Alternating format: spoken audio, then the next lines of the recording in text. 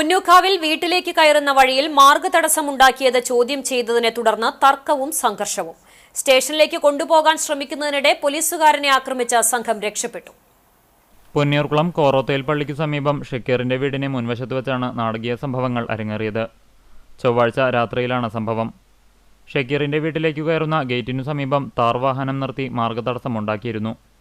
ഇത് ചോദ്യം ചെയ്തതോടെ വീടിനു മുറ്റത്തേക്ക് അതിക്രമിച്ചു കയറി ഷക്കീറിനെയും കുടുംബത്തെയും ദേഹോപദ്രവമേൽപ്പിച്ചു എന്നാണ് പരാതിയിൽ പറയുന്നത്. തുടർന്ന് വടക്കേക്കാട് എസ്എച്ച്ഒ അനിൽകുമാറിന്റെ നേതൃത്വത്തിൽ പോലീസ് സ്ഥലത്തെത്തി പ്രശ്നമുണ്ടാക്കിയവരിൽ പ്രധാനികളെന്നു സംശയിക്കുന്ന രണ്ടുപേരെ സ്റ്റേഷനിലേക്ക് കൊണ്ടുവരാൻ ജീപ്പിൽ കയറ്റുന്നതിനിടെ സീനിയർ പോലീസ് ഓഫീസർ അർജുനനെ രണ്ടുപേരും ചേർന്ന് ദേഹോപദ്രവമേൽപ്പിച്ച് മറ്റെട്ട് പേരുടെ സഹായത്തോടെ വാഹനത്തിൽ രക്ഷപ്പെടുകയാണുണ്ടായതെന്ന് പറയുന്നു.